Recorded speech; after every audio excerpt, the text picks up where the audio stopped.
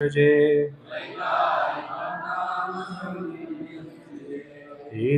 वयं यस्य वशे महात्मना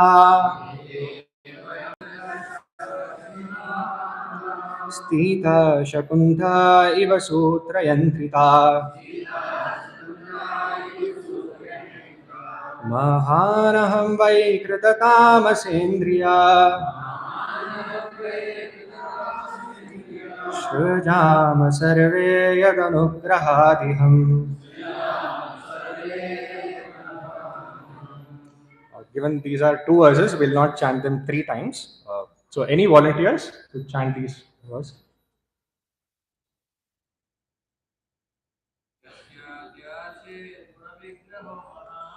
यस्याद्यासि गुणविग्रहो महान् विज्ञानविष्णो भगवान् च किल यत्सम्भवोऽहं त्रिवृता स्वतेजसा वैकारिकं तामसमैन्द्रियं सृजे एते वयं यस्य वशे महात्मना स्थिता शकुन्ता इव सूत्रयन्त्रिता महानहं वै कृततामसेन्द्रिया सृजाम सर्वे यदनुग्रहादिदम्. Thank you, Prabhuji. Maybe one from Mataji. Any volunteers? यस्याद्यासीत् गुणविग्रहो महान् विज्ञानदीज्ञो भगवान् च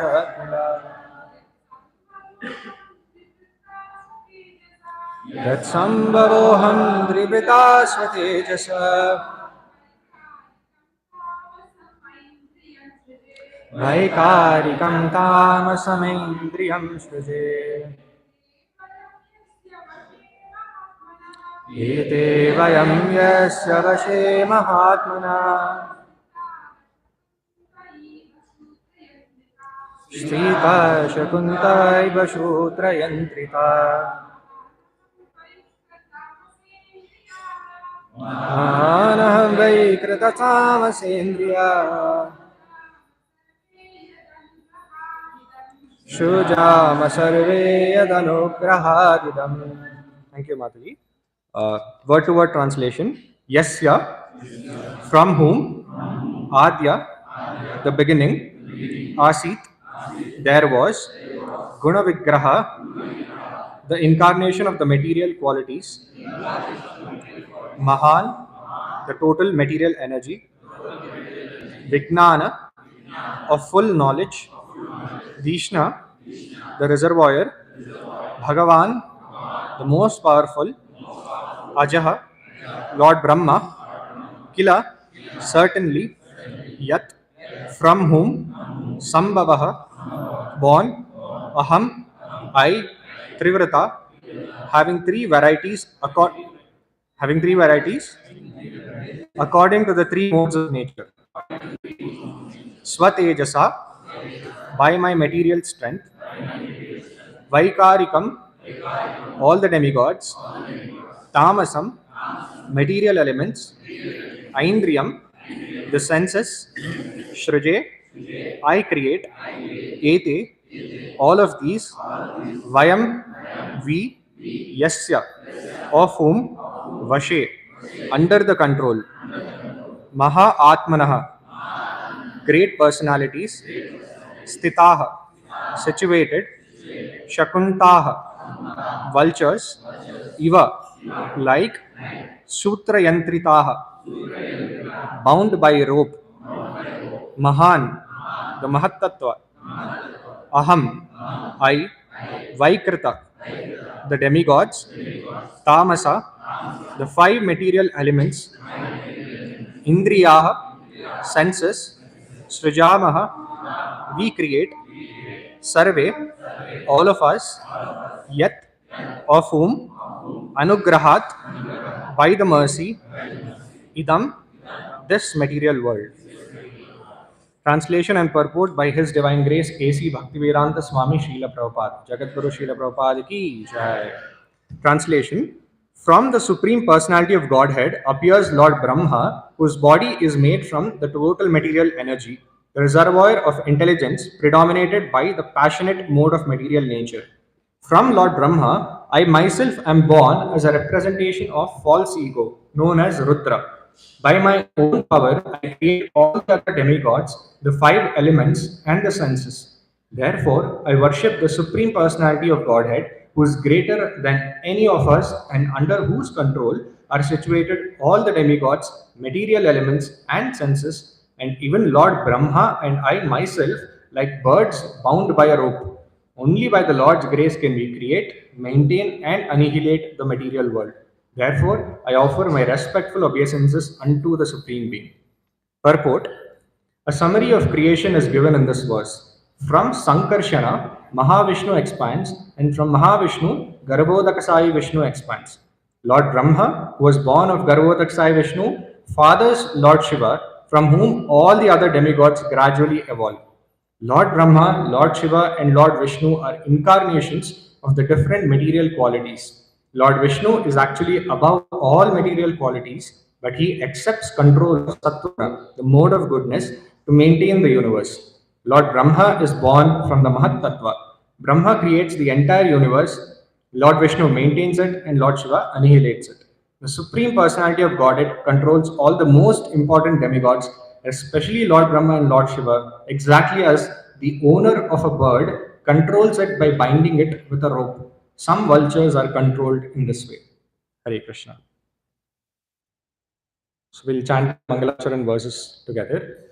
Om Ajnanatimirandhasya Jnananjanashalakaya Chakshurunmilitam Yena Tasmai Shri Gurave Namah Shri Chaitanya Manobhishtam Sthapitam Yena Bhutale Swayam Rupa Kadamaiham Dadati Swapadantikam Mandiram Shri Gurum Shri Yuta Shri Gurum Vaishnavamsha Shri Rupam Sagrajatam Sahagana Raghunathan Tam Sajivam Sadvaitam Savadutam Parijana Sahitam Krishna Chaitanya Devam Shri Radha Krishna Padam Sahagana Lalita Shri Vishakhanvitamscha He Krishna Karuna Sindhu Deenabandhu Jagatpate Gopesh गोपिकान्त Radhakant नमोस्तुते तप्त कांचन गौरंगी राधे वृंदावनेश्वरी वृषभानुसुते देवी प्रणमामि हरिप्रिये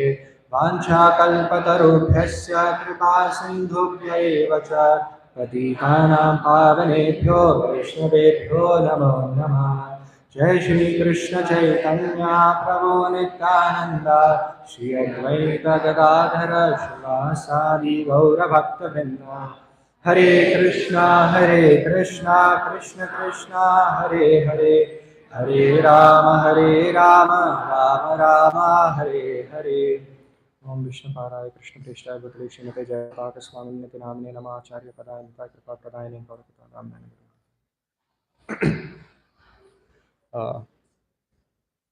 Hare Krishna, everyone. A hearty welcome to all the devotees for the Sunday Feast program. So, before we start, I'll want to quote a story that our Simha Guru in our Sampradaya, Srila Bhakti Siddhanta Saraswati Thakur, he used to often quote this story, where he would say that there was once a villager, a very common villager in West Bengal. He moved to a city, a big city, and there he wanted to learn English so that he can live among the folks in the city and impress them. But all he managed to learn were three words: yes, no, and great. No, this is great, right? Very good. So he learned these three words.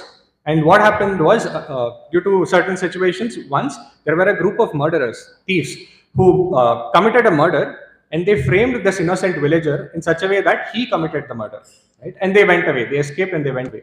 So the police authorities caught this murderer and they took him to the court and they made him stand in front of the judge.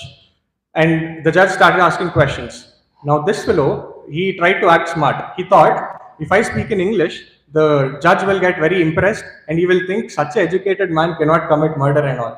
So I will speak in English. So he used the three astras, three words that he had. So the judge asked, "Did you commit this murder?" He said, "Yes." Then the judge asked, was there anybody else with you? He said, "No, nobody." And then he asked, "Do you know by accepting to this, you will be put in jail for life, you will be given life imprisonment, and even you might be hanged to death?" He said, "Yes, very good. This is great, very good." And then the judge became so angry and he was going to pronounce his judgment. And that's when he realized, okay, from the expressions, he realized something is wrong. And then he fell at the feet of the judge and he said, "Sorry, I'm just a common villager." And he explained in Bengali and he got pardoned. He got away with it. So Bhaktisiddhanta Saraswati Thakur uses this story to explain that there are many speakers of Srimad Bhagavatam who just mechanically read the verses, hear some lectures, make some notes, and they sit on the Vyasasana and they try to chant these shlokas and portray their scholarly knowledge, right? But such knowledge, such scholarly knowledge is not very pleasing both to the devotees and to the Lord, right? Lord is Bhavagrahi Janardana and he is not impressed by these gimmicks. So I quoted the story to convey my position. Instead of saying it directly, I used a story, that's it. But this is my position as well. I've just heard from senior Vaishnavas, I've just read this sloka and I've made some notes and I'm here just to repeat it like a parrot. But I do not have Krishna in my heart. The qualification of a speaker is said, "Krishna se tumara, Krishna dite para, tumara shakati ache." The qualification to give Krishna is you must have Krishna in the heart. And unfortunately, I don't have Krishna in my heart. But still, I'm sitting here and I'm considering this as a very great fortune to serve all of you with Srimad Bhagavatam today. Because in the introduction and preface of Upadeshamrita, Nectar of Instruction, Srila Prabhupada writes that in the instruction of a Vaishnava lies the empowerment to carry out that instruction, to execute that instruction. So I've been instructed by all the senior devotees and by the blessings of all the assembled Vaishnavas to serve all of you with Srimad Bhagavatam. So that is my real empowerment. That is my only qualification. And I sincerely beg all the assembled Vaishnavas here to kindly bless and pray for me so I may serve all of you favorably and in turn, attain some purification for myself as well. Right? So with that, we'll start with the discussion on this shloka. Before we come into the shloka, we'll go a little behind and look at the overall context of Srimad Bhagavatam and where does this shloka particularly fit in. Right?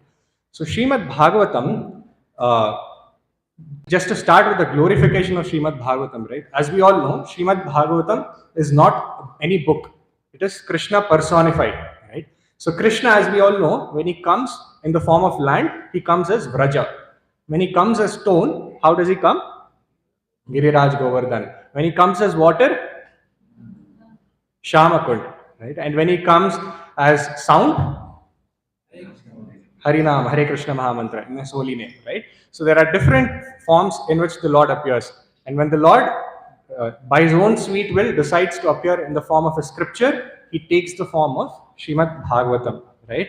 So when we associate with Srimad Bhagavatam, when we chant and discuss Srimad Bhagavatam, we're actually directly associating with Sri Krishna. And now the question is, how do we get that Sri Krishna, who's there in Srimad Bhagavatam, inside our hearts? And that is again revealed in the Bhagavatam itself. In the second canto, it is said, Pravishta karnarandrena swaha bhavasaroruham dhunoti samalam Krishna shalilasya yatasharet. So it is said, Pravishta, Krishna enters our heart through karnarandrena. Karna is ears and randrena is holes. So Krishna enters our heart through our ears. And what does he do after he goes inside our heart?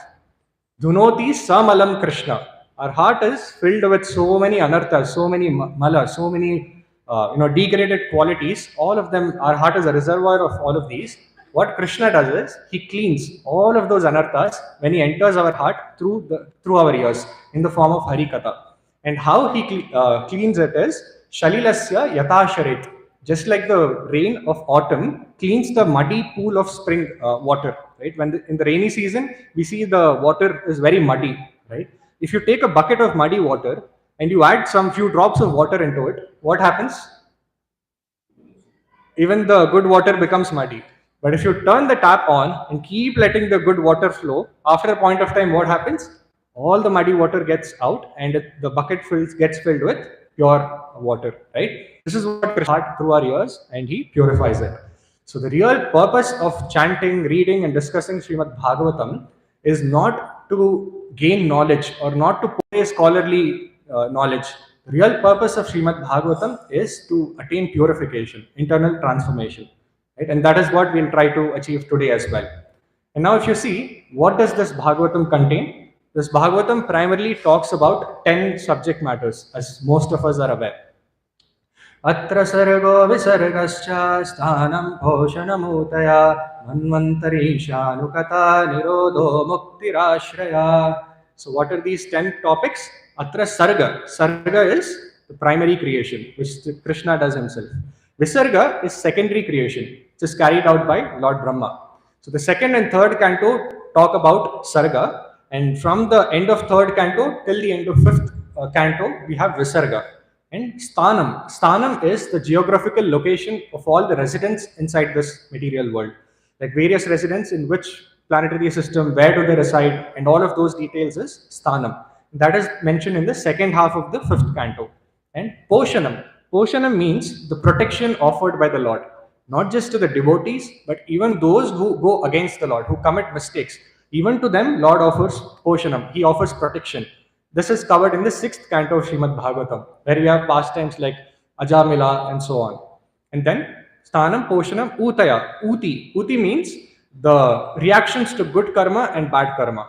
Right? And this is elaborately explained in the seventh canto through the lives of Hiranyakashipu and Prahlad Maharaj. Sthanam, Poshanam, Utaya. Then Manvantara. Manvantara is, so there are 14 Manus in one life of Brahma, approximately 14 Manus, and Srimad Bhagavatam describes the qualities and the activities that happened in each of these Manvantaras. So the reign of a Manu is called Manvantara, right? So Bhagavatam talks about the six Manvantaras that happened before, the seventh current Manvantara, and the six Manvantaras that follow. Bhagavatam gives description of all the activities. Manvantara, and then Ishanukata. Ishanukata is the nectarian pastimes of the Lord, which is covered in the ninth canto. And Nirodha. Nirodha is the destruction or the annihilation of this material world. So this material world, as we all know, is temporary. It is created for some time, it's maintained, and then it's destroyed again and again. And this cycle continues. So Nirodha is covered in the 12th canto of Srimad Bhagavatam, the destruction aspect. And then Mukti is liberation, which is explained in the 11th canto. And finally, Ashraya. Ashraya is the supreme shelter. And it is said the shelter of all the other 9 topics lies in this one topic, which is the 10th canto of Srimad Bhagavatam, where the nectarian pastimes of the Supreme Personality of Godhead, Shri Krishna, is very elaborately mentioned. This is the bulkiest canto, 10th canto. It has 90 chapters out of 335 chapters in it. Right? So now, where does this shloka, 5th canto, 17th chapter, where does it fit in? It comes in between Visarga and Sthanam. Right? So Jiva Goswami, in his commentary, he explains that all these 10 topics are present in all the 12 cantos of Srimad Bhagavatam. It is just that it is present in varying degrees. Some cantos stress more on specific topics, right? And this topic that we have here is covered in the Visarga and Sthanam aspect, right? So just a heads up, right? So the first section of this Katha or this class is going to be extremely technical, where we are going to discuss about the creation, primary creation, secondary creation, where do we stand, and all of that. So I would sincerely beg all of you to kindly, please bear with me and pay attention, because otherwise this topic is like a perfect recipe for good power nap session. This is like the exact catalyst you need. You don't need sleep, meditation, music, and all. Right? So yeah, and now we'll start with the description here of this verse. So in the shloka, this context in a bit, but in the shloka verse and in the purport, Prabhupada is talking about the sarga aspect, the primary creation. So how does the primary creation happen? And this is very elaborately explained in the third canto of Srimad Bhagavatam. So we'll not go there in deep, but just to give the context, originally whom do we have? Who is the first supreme being? Krishna, right? He's the Adi Purusha. So from Krishna, from the right side of Krishna comes Balaram. From the left side comes Srimati Radharani. Srimati Radharani is the Hiladini Shakti of the Lord, pleasure-giving potency. Adi Shakti. From her, all the energies of the Lord manifest. And from Balaram comes the first Chaturvyuha, or the quadruple expansions of the Lord. What are these 4 expansions? Yes, I got it in bits and pieces from all corners. So yeah, Vasudeva, Sankarshana, Pradyumna, and Aniruddha. And from Sankarshana comes Narayan. Sankarshana expands as Narayan. And from Narayan comes the second quadruple expansion, or the second Chaturvyuha. This is again Vasudeva, Sankarshana, Pradyumna, and Aniruddha. And from the Sankarshana of the second quadruple expansion comes Mahavishnu, or Karanodakshaya Vishnu, who's lying in the causal ocean, in the Karana ocean.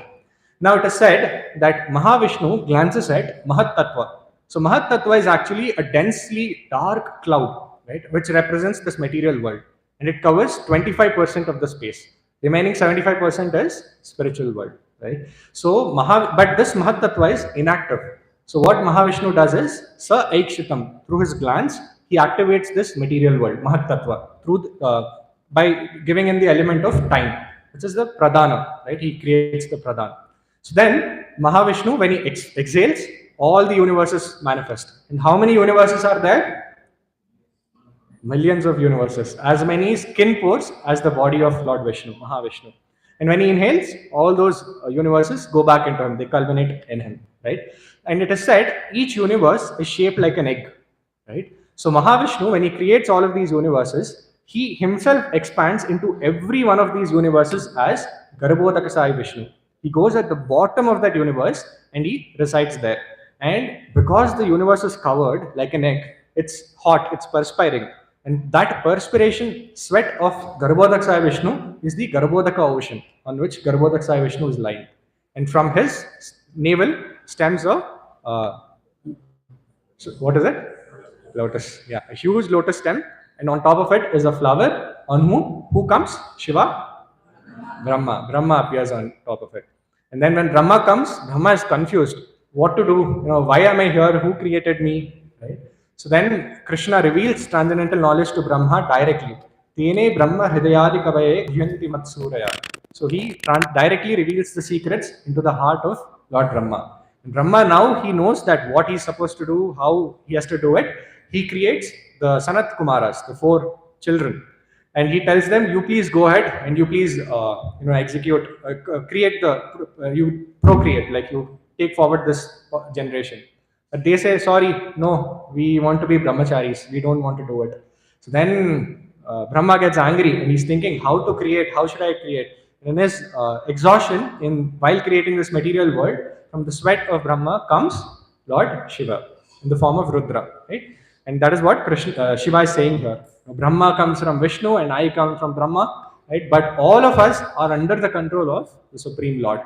So it might be, we might wonder if Garbhodakasaya Vishnu is at the bottom, everybody is above Garbhodakasaya Vishnu in terms of position, geographical position. Brahma, Shiva, all the Devi Devatas, us, including people in hellish planets, they are all above Garbhodakasaya Vishnu. So we might think, oh, maybe I am greater than Vishnu, right? So then Prabhupada is clarifying that, and Shiva is also clarifying that here with an example. Anybody remembers what is the example that we read? Yeah, birds who are bound by rope. So the example is that if there's a man sitting here, he has a rope held in his hand, and to the other end of the rope, birds are tied. So where are the birds? They are above this man, right? But this man has complete control over those birds.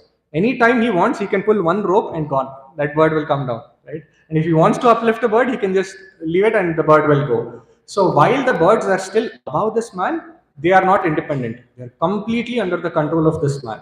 Similarly, the example here, the analogy here is to denote that while Garbhodakasaya Vishnu might be at the bottom, but he is not controlled by people above him. He is actually the supreme controller, and everybody are under his control.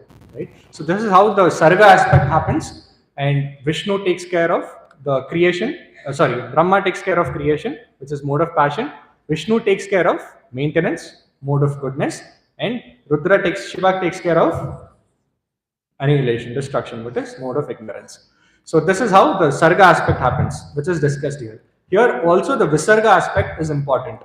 So what is Visarga? Visarga is the secondary creation or creation of this material world. So if you see the fifth canto of Srimad Bhagavatam can be divided into two sections. First chapter to the 16th chapter of Srimad Bhagavatam. Sukadeva Goswami explains to Parikshit Maharaj about the activities of the dynasty of Priyavrata Maharaj, right? The great kings that appeared, Priyavrata Maharaj, Agni Dhira, Nabhi, Rishabhadev, Bharat Maharaj, all of their activities are very elaborately explained in the first section. From 17th chapter till the 26th chapter, Sukadeva Goswami explains about the secondary creation, the structure of this material world, and where do we fit in, where do different living entities reside in this material world. Now, this description of the material universe might be completely against what we read in our textbooks. So, please bear with me. Now, Prabhupada and all the acharyas explain that we have to accept the authority of Srimad Bhagavatam as given by Sukadeva Goswami. So, and that is what we'll do with faith, right? So, Parikshit Maharaj, in the beginning of the 16th chapter, he tells Sukadeva Goswami, hey, in the first chapter of the fifth canto, when you spoke about the activities of Priyavrata Maharaj, you said that when Priyavrata Maharaj was going on his chariot, he made the chariot impressions fell on 7 places in the Bhumandala, right? So how many planetary systems do we have? 14, right? Our planetary system is in the middle, Bhumandala. And above that, we have 6. Bhuloka, Bhuvarloka, then we have Swarloka or Swargaloka, Maharloka, Janaloka, Tapaloka, and Satyaloka. In bottom, we have Atala, Vitala, Sutala, Talatala, Mahatala, Rasatala, and Patala. Right? These are the hellish planetary systems. So now we are only focusing on Bhumandala, Bhuloka, which is one planetary system which has millions of planets in it. Right? So in Bhuloka, Parikshit Maharaj is saying, when Priyavrat Maharaj went, you explained that his chariot impression made 7 ditches, 7 holes. Now, can you please explain about that? So then Sukadeva Goswami starts explaining, saying that these 7 holes are actually the 7 oceans, salt oceans that we have in Bhumandala. And because there are 7 oceans, there are also 7 islands, right, which are called Dvipa. And in the middle of all of these islands is Jambu Dvipa, where we are all residing. Right? So then Sukadeva Goswami gives the dimensions of these holes and these islands and everything. And then he says, in Jambu Dvipa, there are tracts of lands called Varshas. There are 9 Varshas. And in the middle is Ilavrata Varsha. Right? And where are we all residing? Bharat Varsha, which is the 9th Varsha. So interestingly, Sukadeva Goswami explains, out of these 9 Varshas, 8 Varshas are not Karma Bhumi. Only Bharat Varsha is Karma Bhumi. What does it mean?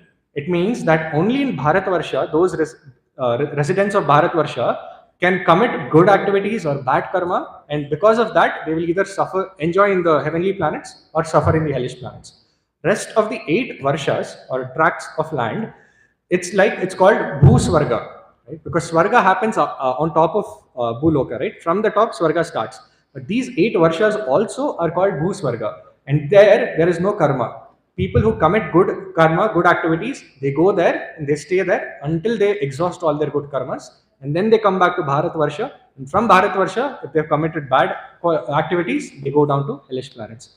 And that is why it is said, even the Devi Devatas and the residents of all the other planetary systems and all the other Varshas and Mandalas and everything, they strive to take birth in Bhumandala, in Bharat Varsha, that too as a human form of life.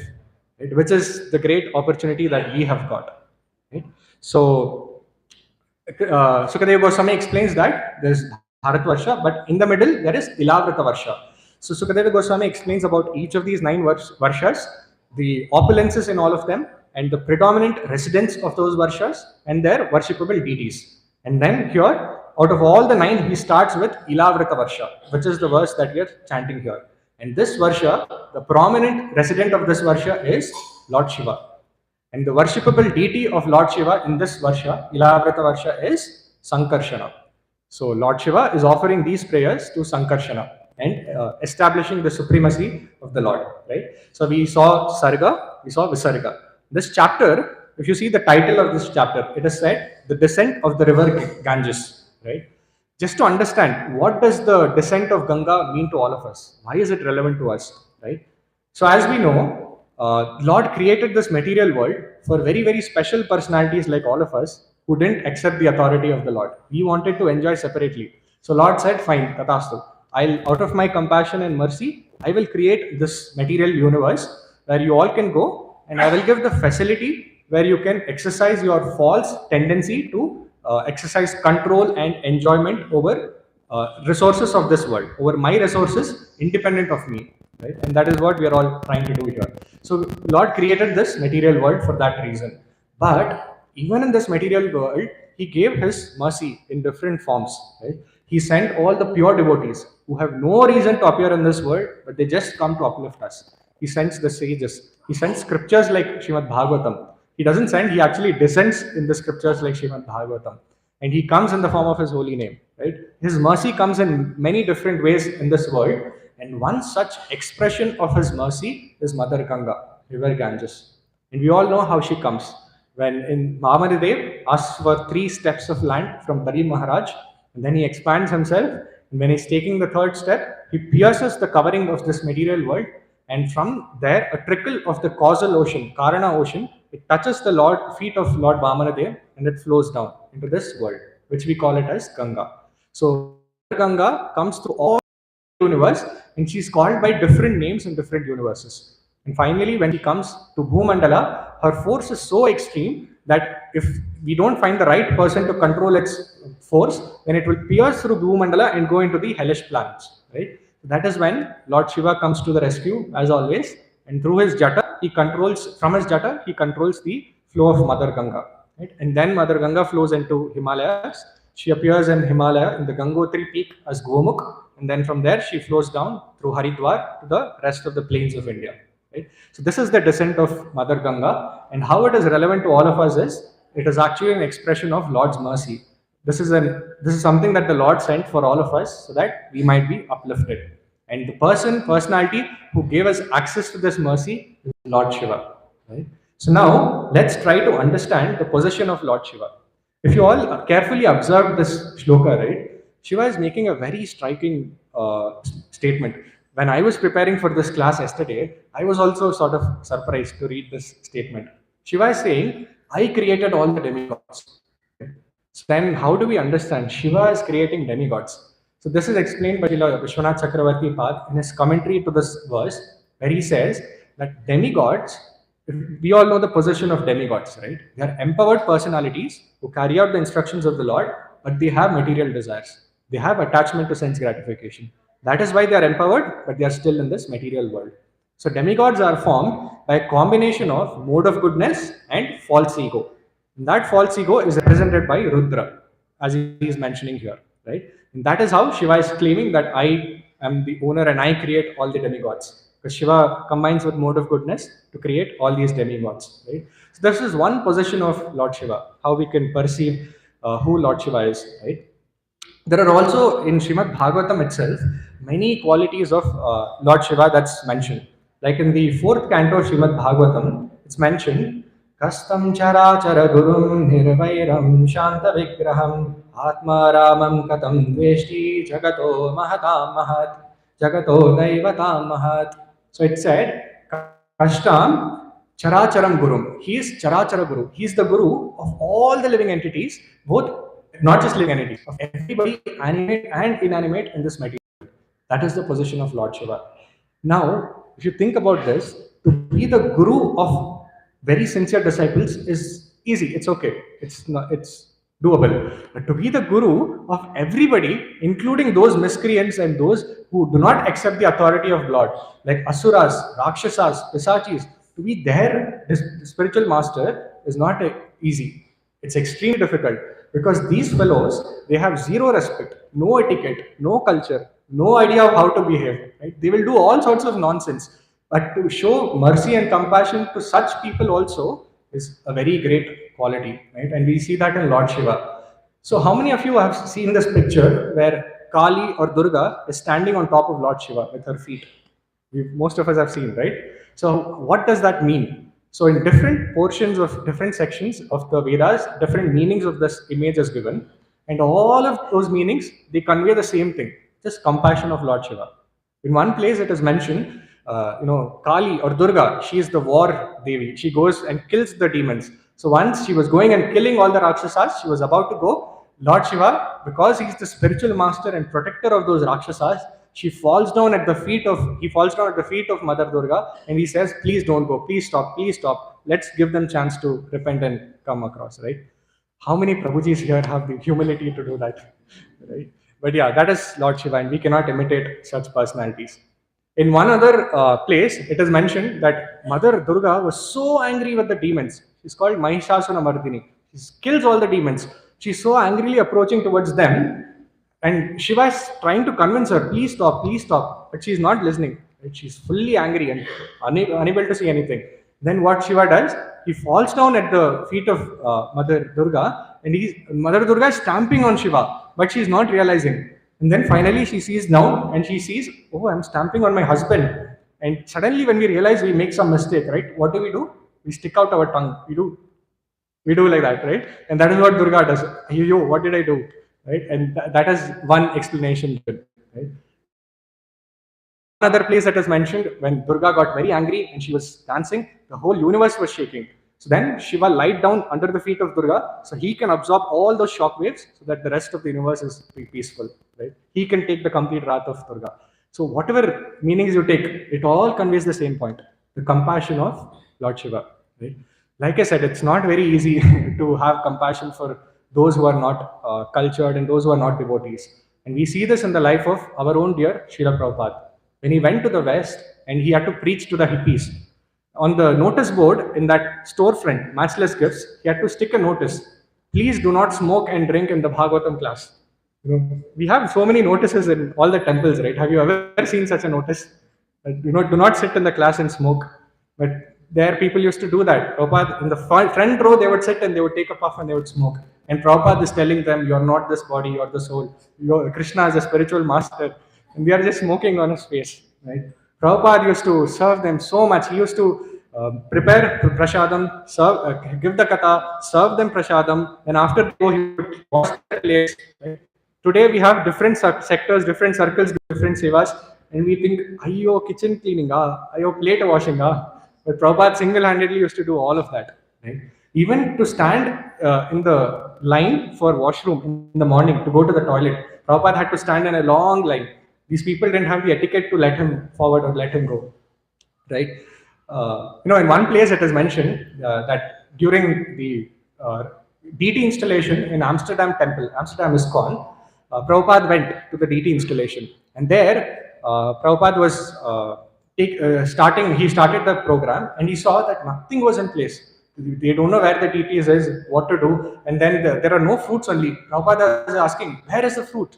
Where are the fruits? They're saying, we made prasadam, it's there in the Panchamrit. We don't have any fruits. Prabhupada is shouting, and he's hearing that tuck, tuck, tuck noise.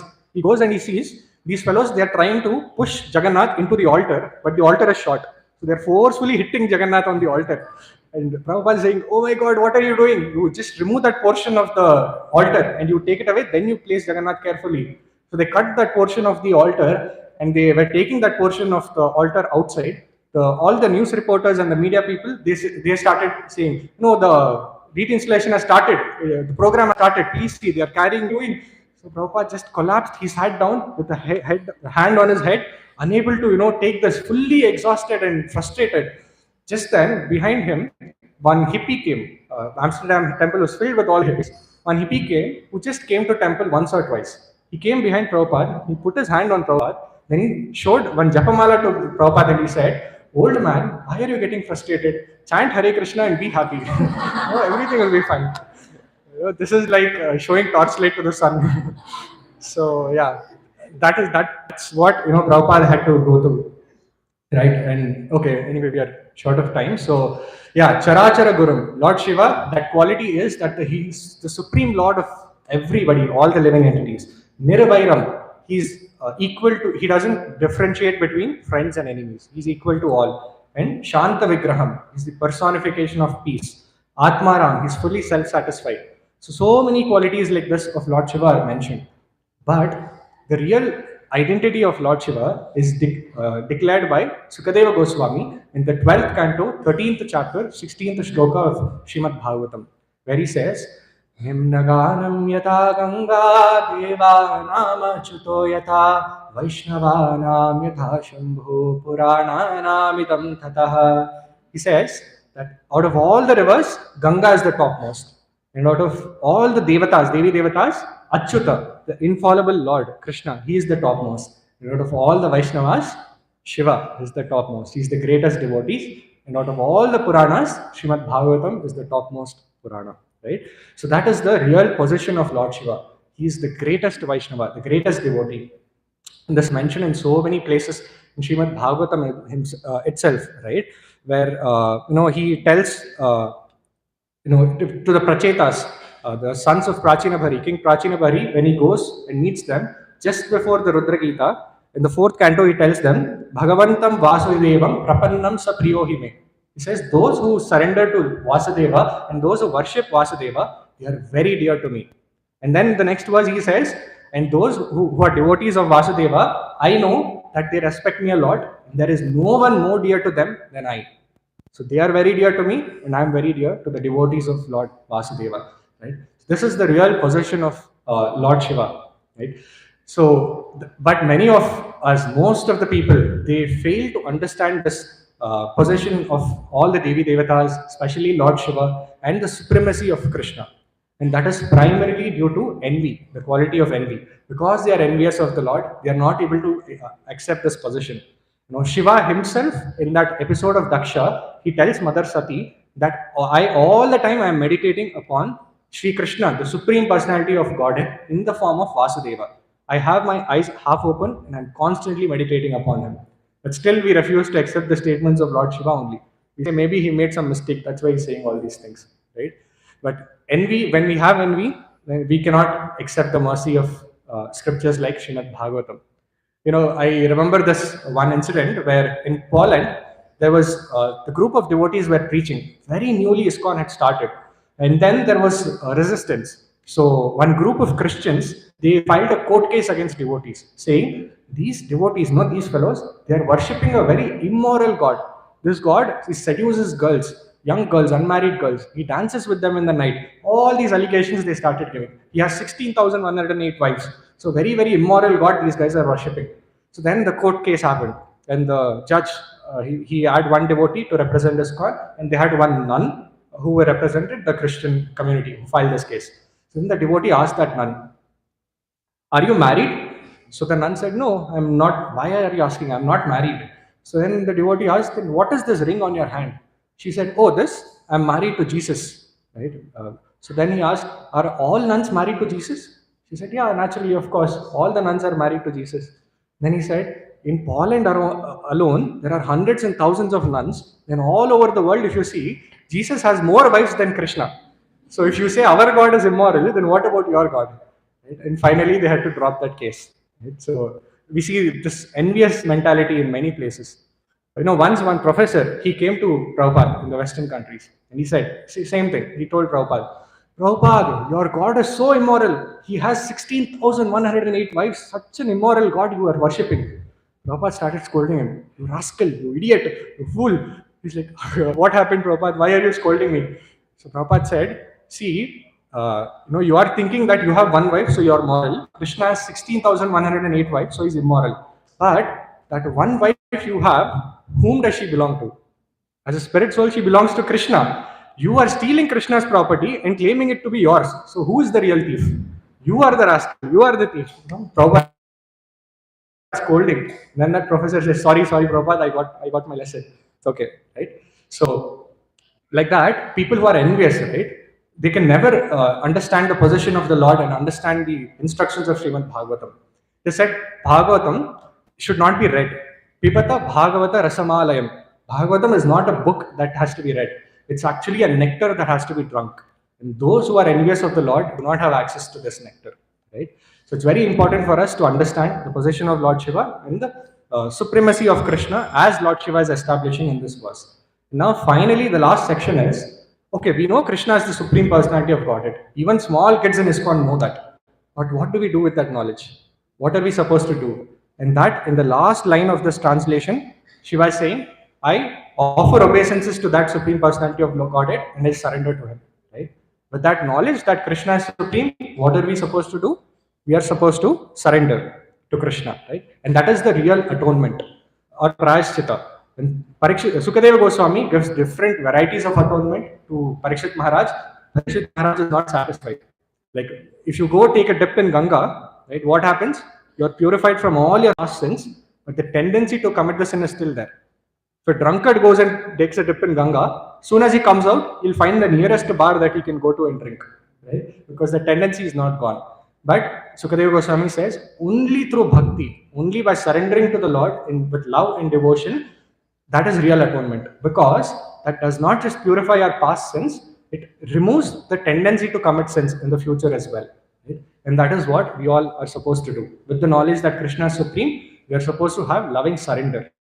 Now, Bhaktivinoda Thakur says there are 4 degrees of surrender. What are these 4 degrees? The first degree is fear bound. If you don't worship the Lord, Gahan, you'll suffer in the hell. If you don't follow Ekadashi, all the sins of Papa Purusha will come into you. If you commit Vaishnava Aparad, all the sins Jagai Madai committed will come to you. Right? And because of them, I should not suffer. I should not, let me be safe. That is why we surrender and worship the Lord. Bhaktivinoda Thakur says that is the 4th lowest level of surrender. It is still surrender to the Lord, but it is the lowest level. So 4th is fear bound. 3rd level is duty bound. Fruit bound. Right? What is fruit bound? So here we are attached to the results that we'll get by serving to the Lord or surrendering to the Lord. Right? And the catch here is wherever we get the fruit, we'll go there. We'll be happy. If Ganesha can give us protection, we'll go to Ganesha. If Durga can give us protection, we'll go to Durga, right? So we are surrendering to Krishna because Krishna is the supreme personality of Godhead. If today Krishna says, sorry, I'm taking retirement, I'm going away from my position as supreme personality of Godhead, somebody else can come, please sit here in this position. What we'll do? Okay, you go. We are only concerned with this position. Whoever comes here, we will surrender to him, right? That is fruit bound.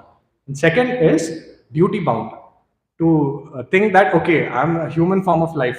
I'm getting everything from the Lord, so it is my duty to surrender to the Lord and serve Him. That is the second level of surrender, right? But that is still not the first class. What is the first class level of surrender? First class level of surrender is, love, pure loving devotion. When we surrender to the Lord, the pure loving devotion, that is the first class of surrender. And Krishna sells himself to those who, love him. He is completely conquered by the love of his devotees, right? And we see this in so many pastimes, but one pastime which very exemplifies this quality of Krishna is Damodarashtakam. So in Damodarashtakam, there's a line, Rudantam muhur netram yugmam mrijantam karambuja yugmena satanka netram.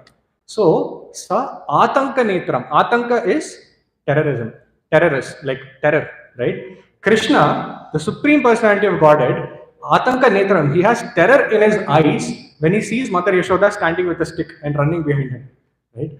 That supreme personality of Godhead, who's killing Hiranyakashipu with the tip of his fingernails, who's killing Hiranyaksha with one slap, who's killing Ravana with one arrow, that same supreme personality of Godhead is running behind, completely scared, from an old-aged woman, right, Mother Yashoda, and seeing the stick in her hand and seeing her anger, is completely terrorized. And Vishwanath Chakravarti again explains, this is not Krishna acting. This is not a pastime or acting of Krishna. Krishna is actually terrorized of Mother Yashoda. He cannot stand her anger. Right? So that's how we see that devotees of the Lord completely conquer the Lord. Now, if we have to get the first level of surrender, where we surrender to the Lord with love and devotion, how do we get it? Do we all have it naturally? No, right? So then how do we get it? So this is the secret that's given in Srimad Bhagavatam, that everything in this material world and the spiritual world comes from Krishna. Including us, we are part and parcels of Krishna, and we come from Krishna. There is one thing that does not come from Krishna, and that is love for Krishna. Right? Everything comes from Krishna, everything originates from Krishna, but devotion doesn't originate from Krishna. Devotion originates from the heart of devotees. Right? Only they can give devotion. Right? And this is explained so many times in the Shastras. In the Guru Ashtakam, we sing, Yasya prasadat bhagavat prasado, Yasya prasadan nagati kutori. By the mercy of spiritual master, a pure devotee, we get Krishna's prasad, Krishna's mercy. And without his mercy, there is no hope. Krishna says in the scriptures, Satyam Satyam Puna Satyam Satyameva Puna Puna Vina Radha Prasadayet Mat Prasado Na Labhyate. He says, Satyam Satyam Puna Puna. This is the truth. This is the truth. Again and again, actually, this is the truth. He is not satisfied. One more line. Satyam Eva Puna Puna. Please, and again and I am saying this truth. This is the truth. And what is the truth? Vina Radha Prasadayet. Without the mercy of Srimati Radharani, Mat Prasado na labhyate. Nobody can get my mercy. Right? That is the position of the Lord. Right? He is Bhakta Bhakta Janapriya. Krishna is bound by those devotees who love him, but he is bound more by those who are devotees of his devotees. Right? Those who serve the devotees of the Lord, they are more dear to the Lord. And we see this in so many pastimes, especially in Sri Sampradaya. In Sri Rangam, there's this one pastime where there was this one Alvar who didn't write any scriptures or who didn't write any songs. All the other Alvars, they wrote a lot of scriptures. This Alvar didn't write. He just used to stand in front of the deities with tears in his eyes. He would take darshan and he would offer loving prayers and songs to the deity. But he didn't write anything. So one day, as we all know, there in Sri Sampradaya, they have this procession where they take the Lord on a pallaki. They have a Utsava Murti, they take that Lord on the pallaki. So that procession was going to start. And they said, please move, you have to bring the pallaki, you have to take the Lord out. Everybody moved, but this Alvar was so occupied in having the darshan of the Lord, he didn't hear this instruction. So what the devotees did, they thought, okay, let us give him our mercy. They took one coconut and hit him on the head. Hey, move, can't you see we are coming here? So that Alvar got hit on the head, his head cracked and he started bleeding and he fell on the floor unconscious. Nobody picked him up. They just ran over him and they went to the pallaki to pick the Lord. When they went into the Lord and they opened the curtains and they went inside, they saw Ranganath Swami was bleeding profusely. Whatever they did, it didn't stop. And then the head puchari there, he became very offended. He became very sad. And he thought, what offense did we commit? Why did it happen? So he sat down there and he fasted for 3 days and 3 nights. And then in his dream, Ranganath Swami came and he said, my pure devotee, Alvar, he was standing outside and you guys showed your mercy on him also. You sort of hit the coconut on him. So you please take care of him, nurse him back to health and put him on my pallaki and circumambulate him all around my temple. Only then I will be pleased with you. And then this is what the devotees do. They take him, they nurse him back to health, they put him on Lord's pallaki and they circumambulate him with a huge procession just as the Lord is carried. And only then Ranganath agrees to be lifted. Until then the Utsava Vigraha did not even move an inch. Only after that the Vigraha moved. Right? We see in another example as well, which we all know of Kanchipurna, who was personally serving Varadaraj. Right? He had personal association. So much that the deity Varadaraj was speaking with Kanchipurna. But even then, Varadaraj Perumal, he told Kanchipurna, you will not come back to me because you are serving me directly. Only if you serve a devotee of mine, you will come back to me. Right? So this is where many examples we see that we get love for Krishna only through devotees. Otherwise, it's not possible. Right? And one such great Vaishnava, great devotee is Lord Shiva. Right? And we are reading the prayers and messages, instructions of Lord Shiva through Srila Prabhupada, who's again a great devotee, because of whom we have this mercy of knowing who is Krishna and serving him. If you think about it, Srila Prabhupada, in his last moments, right, he's in Vrindavan and he's about to give up his body. There also, the disciples have a dictaphone on his mouth and he's giving instructions, he's giving translations to Bhagavatam. And Prabhupada there, he's saying, sense gratification is degrading to the soul. Now, if you think about the statement, who is Prabhupada? Prabhupada is a Mahabhagavat. He has dedicated his entire life for the service of Krishna. His soul and his whole mission of his life was to fulfill the instructions of his Guru.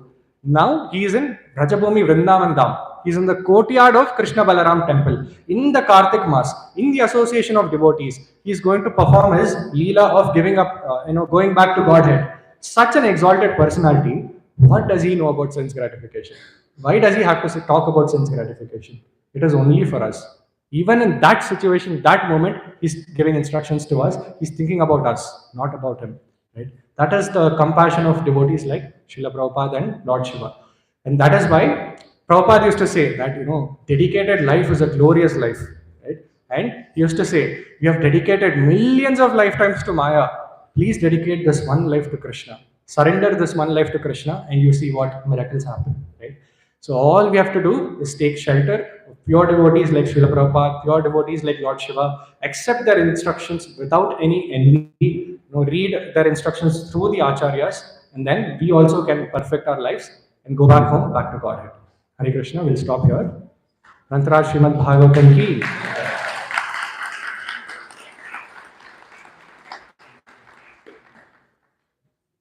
Any questions?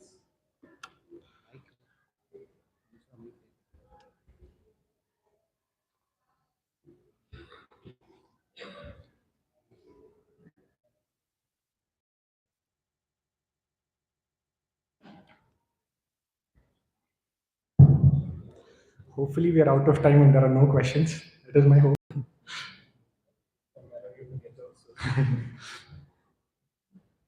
Any questions? If we don't have, we've got questions. Hare Krishna. Hare Krishna. Everything is provided by Lord Krishna. As I heard from you and other Vaishnavas also. But one thing we have to build that we have to build love for Krishna. So if Father is providing you five things, Papa is providing क्या है मैं पापा मुझे बहुत चाहता है मैं observe करो. But for Krishna we are not getting. What is the reason? Okay. So Krishna is giving everything. He can give love also. No, what is going? Why does he have to not give love? Right? That is the question. So there are multiple ways we can look at this question, the answer to this question. One thing is we can only give something to others that we have. If we don't have it, we can't give it to others. Krishna has everything, he's the reservoir of everything. One thing he doesn't have is love for himself to the extent that the devotees have. And to experience that love, Krishna comes in the form of Sri Chaitanya Mahaprabhu. He accepts the mood of Srimati Radharani to experience, Are, what is this love because of which the devotees are so happy? I am getting the service, but I am not as happy as these people are. So let me go experience them. And that is why Krishna comes as Chaitanya Mahaprabhu. So one reason why Krishna doesn't give us love, he doesn't have it himself. Right? He is dependent on his devotees to get the love. And even when he wants to experience it, he should accept the mood of his devotee. That's one reason. Second reason, if you see, love by nature has to be voluntary. If someone puts a gun on your head and says, "Say I love you," and you say, "Yes, yes, I love you," is that love? You remove the gun and you say, "Hey, Poda, who are you?" Right? We don't accept that person. Right? So that is not love. And Krishna is not interested in such love. Love has to be voluntary. And love involves voluntary service. If a baby is crying in the middle of the night, the mother wakes up, she sees the baby crying, she doesn't say, "Oh, I know I love this baby. I don't have it to prove it to the world or to this baby that I love this baby. Let it cry. I will go to sleep. I will love the baby in my heart." Will that work? No, the mother will get up and feed the baby the milk. She will serve the husband. That is how she'll express her love. So, love involves voluntary service. And that is why, and that voluntary nature we can have only if Krishna gives us that free will. If Krishna gives us love also, there is no free will, there is no voluntary, and in turn, there is no love. Right? That is why Krishna in the Bhagavad Gita also, he gives so many shlokas to Arjuna saying, "You please fight this war." But in the end, he's saying, "Yadichasi tat kuru." Do what you want. I will not tell what to do. Arjuna says, "Karishye vachanam tava." I will do whatever you say. Right? So that is the free will exercised by Arjuna. Right? And because God respects our free will, we also should respect the free will of all the living entities. When we meet someone who are not very favorable, who are atheists, who are inclined to other cultures, we should not start blaspheming them or think negatively of them. We should accept that, okay, this person is exercising the free will that Krishna gave them. And Krishna respects that free will. So, as a servant of Krishna, I will respect that free will. Right? So, to answer your question, Prabhu, why Krishna doesn't give? He doesn't have it. And secondly, if he gives it, then it won't be love. Right? So, he wants to experience it. That is why he doesn't give. Does that answer? Yeah.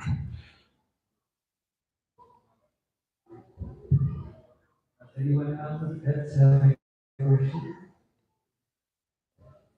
Prabhu said he's ready to ask.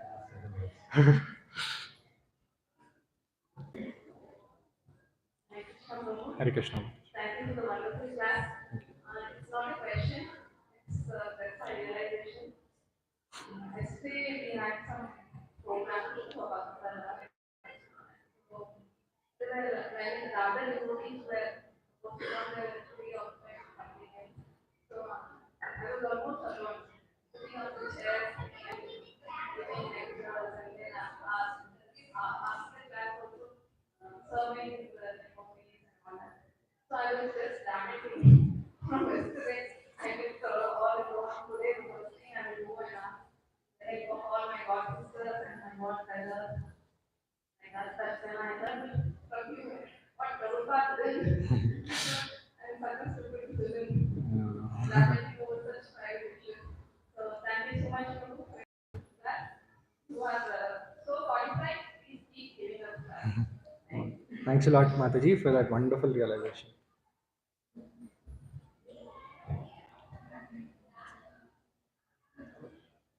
One last question. Yes, yes, Prabhu.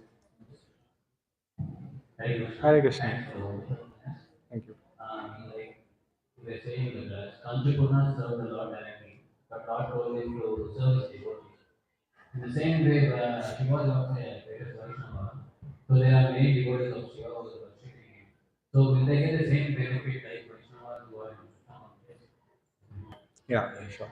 Very valid question that you're saying service to devotees gives us love of Krishna. So, service to Shiva, if we serve Lord Shiva, those Shaivites who worship Krishna as the Supreme Lord, will they get the same benediction of love of Krishna or not?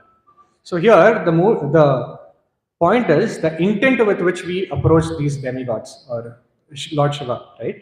One thing is, see, what we externally do and what the intent that is inside. And intent is most important because the analogy is there's a doctor who has a knife and he's cutting the body of a person. There's a thief also who's using the same knife who's cutting the body of the person. But the result is completely different.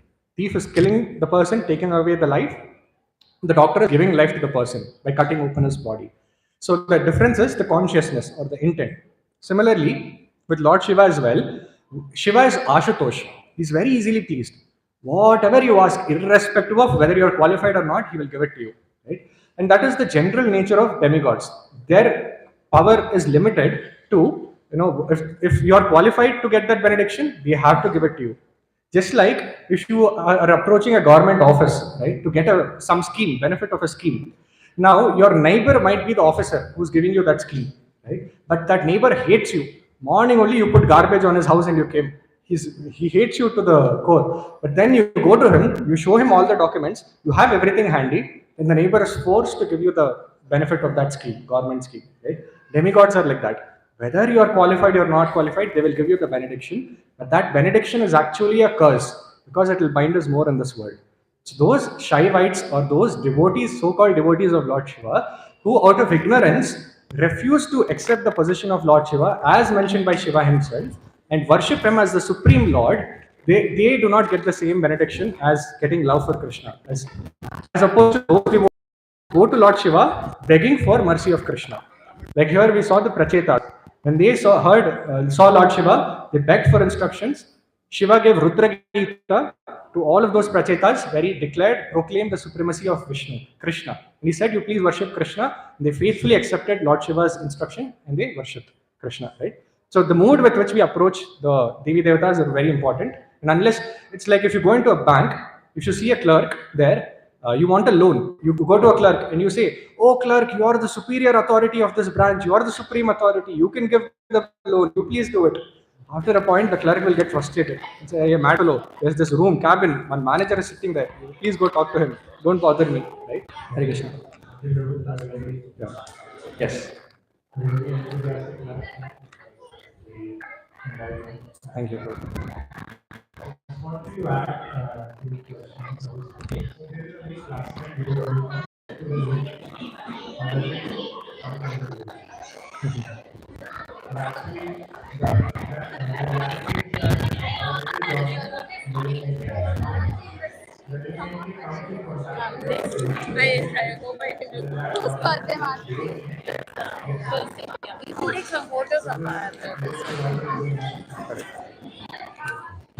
Thanks a lot, Prabhu, for adding that point.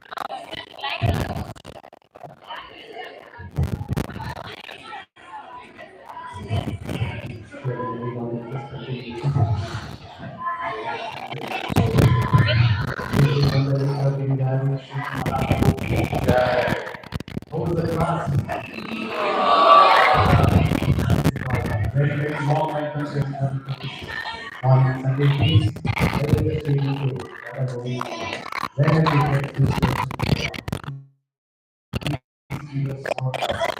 Like in a cricket team, you keep the best person, you don't declare the opponents.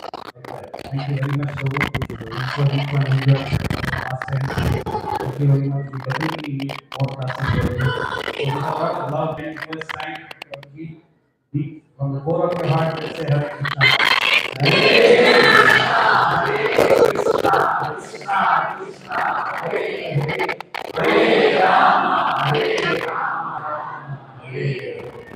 These are here as part of the important announcements. Thank you. Always, as I say, when we all sit down here, the team which comes and cooks for all of us wonderful devotees. So today it's the turn of Radha Gopinath circle, our circle. So can we have someone from Radha Gopinath